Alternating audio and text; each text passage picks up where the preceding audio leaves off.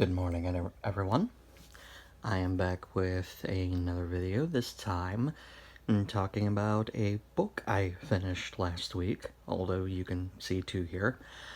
These two are related. I recently finished reading Fractal Noise by author Christopher Paolini, author of To Sleep in a Sea of Stars and The Inheritance Cycle, or Aragon, for those of you that are not familiar with the series title. And I have thoughts. Fractal Noise, first of all, I love both of these books. And both of these exist in what Christopher Paolini is referring to as the Fractalverse. He has videos on his YouTube channel talking about the Fractalverse, which I will either link in the description or just tag in the video title. Fractal Noise is a standalone prequel to Sleep in a Sea of Stars. As far as which book should you start with, if you are a fan of science fiction or of Christopher's work and haven't read these books, you can do them in either order. Like I said, this one is a prequel. It does technically take place first.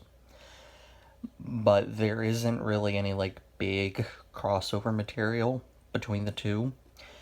I recently did start listening to the audiobook of To Sleep in a Sea of Stars, read by the wonderfully talented voice actress Jennifer Hale, who, if you're a fan, I promise you've heard her voice somewhere. If you've heard any kind of voiceover work, just go type in Jennifer Hale voices onto YouTube. You'll find her. Or if you have played the Mass Effect trilogy and played as female Shepard, there you go. And while there is a mention in To Sleep in a Sea of Stars of the event that takes place that Fractal Noise is about, don't think you have an idea what happens in this book. I promise you, you don't. So, I wouldn't say go with either one. If you're rather intimidated by big, multi-course buffets, which I would describe To Sleep in a Sea of Stars as, Fractal Noise is a nice single meal. Both are very good. So, Fractal Noise. I'm going to try and be vague as to not give spoilers, but I really enjoyed this book.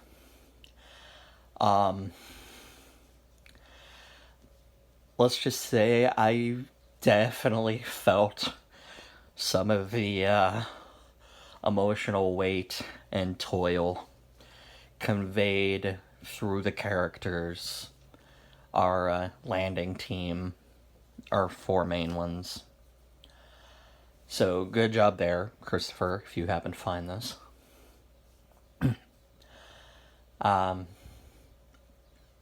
I feel like I got a good sense of 3 out of the 4 the landing team, the expedition crew. The only one who I don't feel like I got a good grasp on, what's going on with him, was Chen. And maybe I missed something. Maybe it was deliberate. I'm definitely going to get the audiobook of this, and because, if only for the fact, I want to listen to Jennifer Hale do Pushkin's Russian accent and dialogue. I want to hear that so bad. Oh, he's not from Russia, but there's definitely some of that in there. Or at least it comes out across to me as Russian. One of the things that has stayed with me, and I gotta be vague because spoilers, with this book is that even though it's a prequel, and we get a lot of cool science fiction-y stuff in To Sleep in a Sea of Stars, which To Sleep in a Sea of Stars is a first contact type of story. Like, humanity meets aliens for the first time in this book. This book, it gives you the idea that even if you've read To Sleep in a Sea of Stars, it gives you the thought that there's more out there in the Fractalverse universe than what you get in this book, To Sleep in a Sea of Stars. And I have just been turning over, like, in my head, just some of the stuff presented and what it could mean. And I'm very eager to see more of the Fractalverse. Which, as much as I love the world of Aragon and want to get back to it, which thankfully we all can in November when Murtagh comes out. As much as I'm very eager to get to that I want to see more of what the Fractalverse has in store. Because I feel like there is just...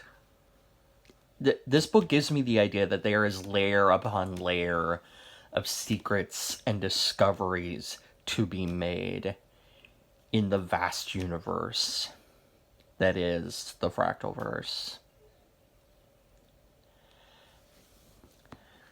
So anyway, those were just quick thoughts and some recommendations that I wanted to give for these two books, written again by Christopher Paolini, who I had the pleasure of meeting during his book tour when it came to my home state.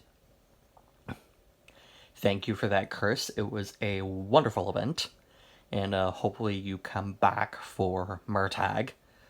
But if not, I am certain you will be back at some point, and hopefully I get to see you in there again as well. And as always, I am looking forward to reading Murtagh when it comes out in November. I am pretty sure I will drop everything at that point to read Murtagh. For anyone who does not know me personally, I am a giant sci-fi fantasy nerd.